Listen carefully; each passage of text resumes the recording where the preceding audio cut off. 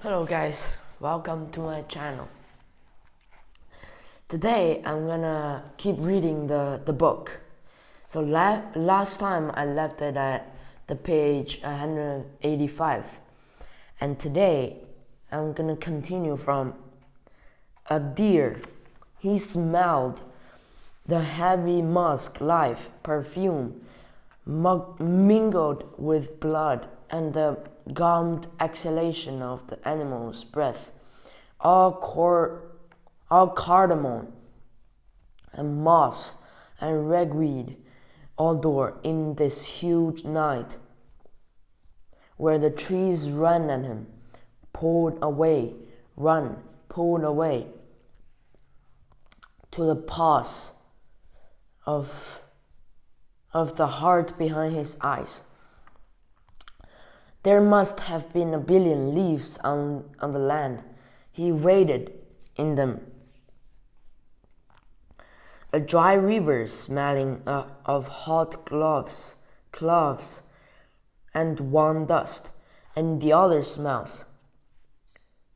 There was a smell like a cut potato from all the land, raw and cold and white from having the moon on it most of the night. There was a smell like pickles from a bottle, and a smell like parsley on the table at home. There was a faint yellow odor like mustard from a jar. There was a smell like carnations from the yard next door. He put down his hand and found a weed rise up like a child brushing him. His fingers smelled of licorice. Oh my God.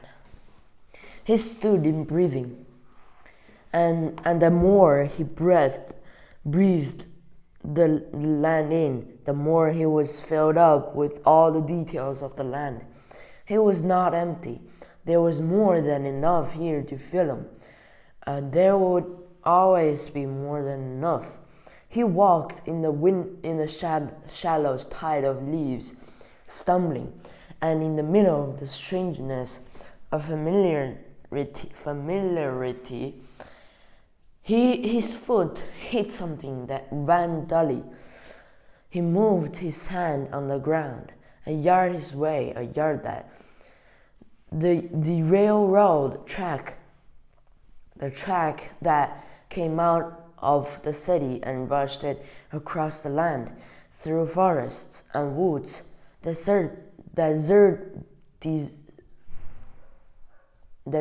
now by the river. Here was the path to everywhere he was going. Here was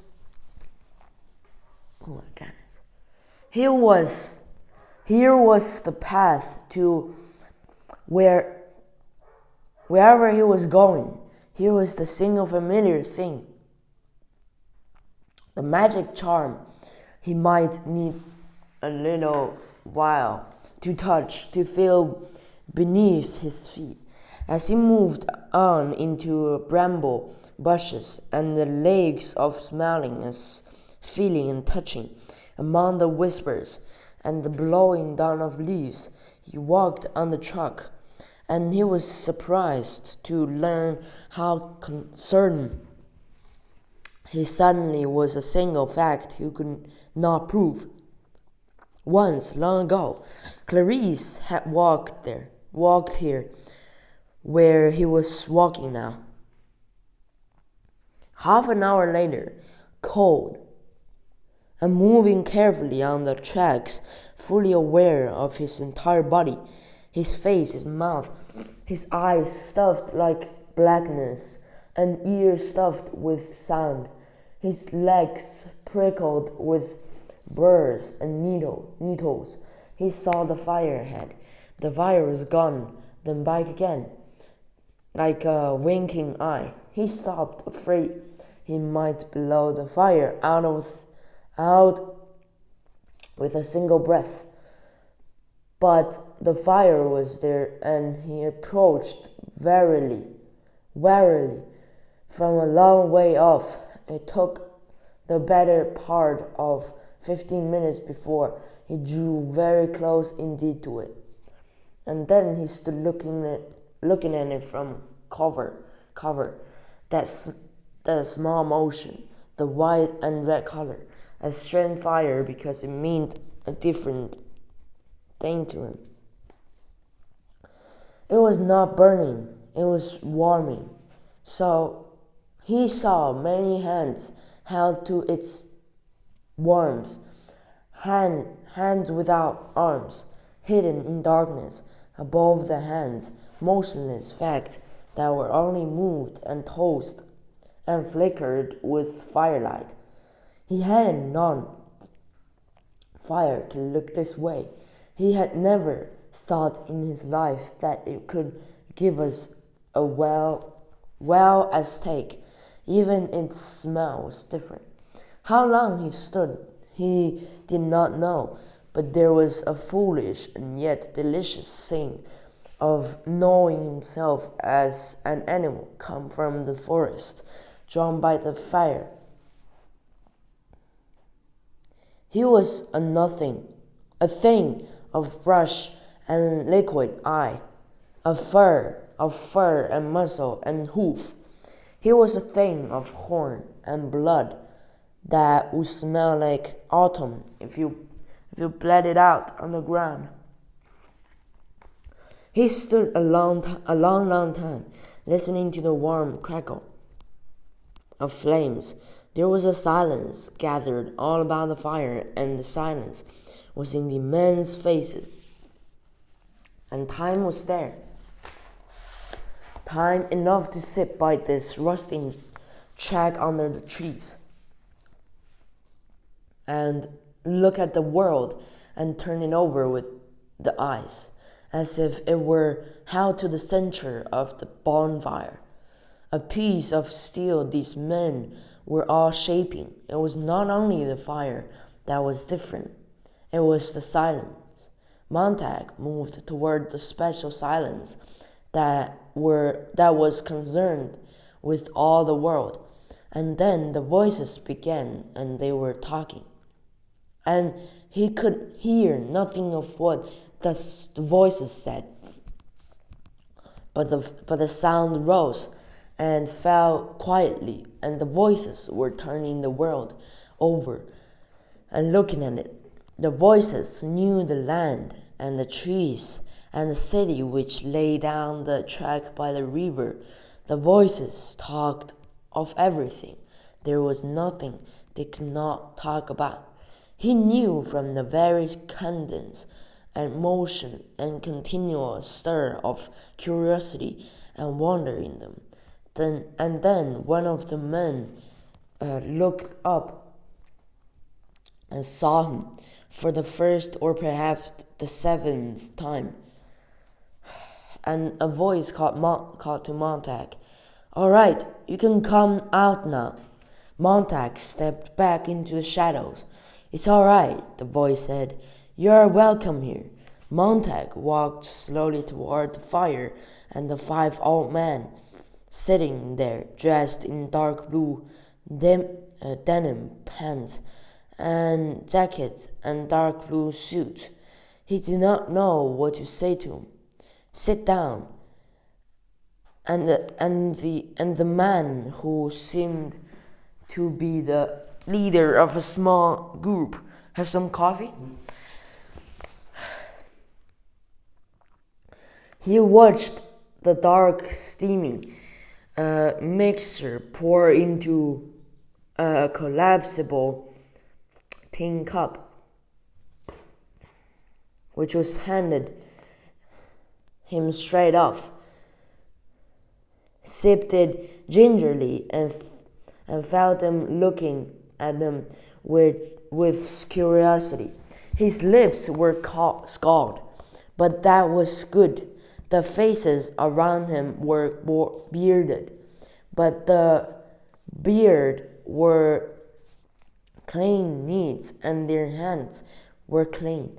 They had stood up as if to welcome a guest, and now they sat down again. Montag sipped. "Thanks," he said. "Thanks very much." You're welcome, Montag. My name's Granger.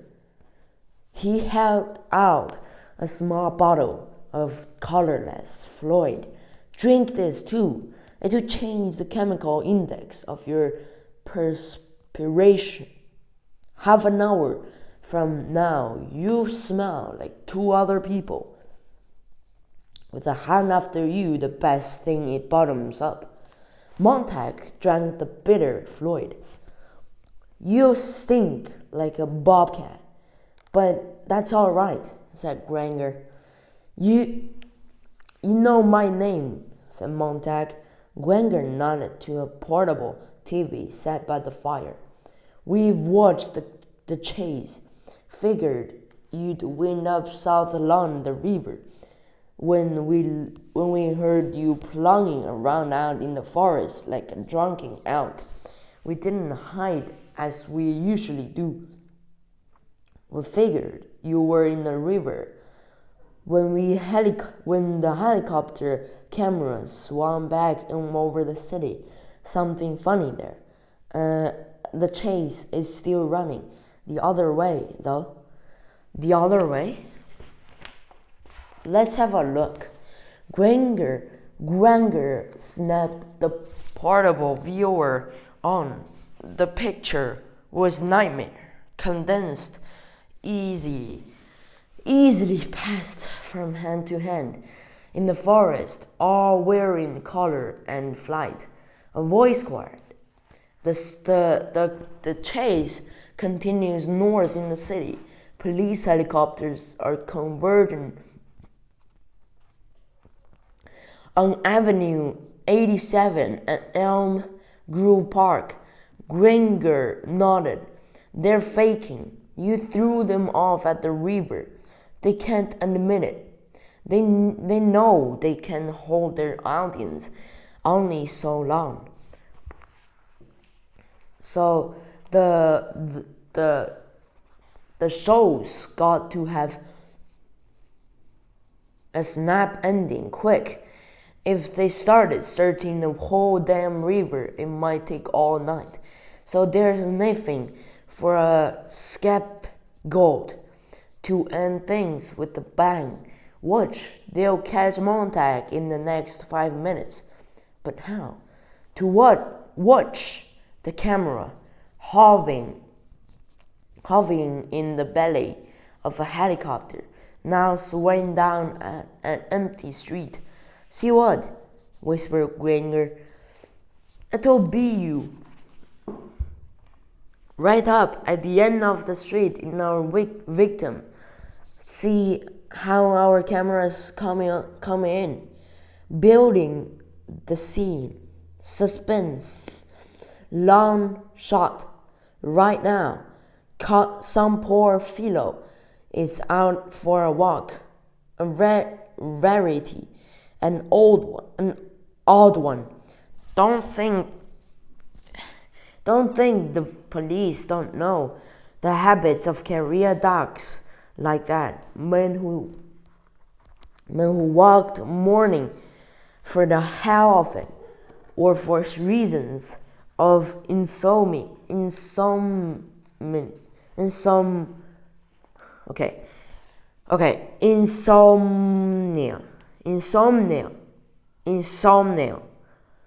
Or for reasons of insomnia. Anyway, the police have had him carded for months, years.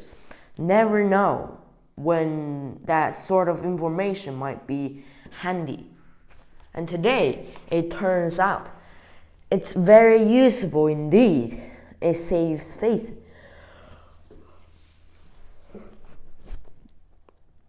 Oh my God. Oh God, look there. The men at the fire bent forward. On the scene, a man turned a corner.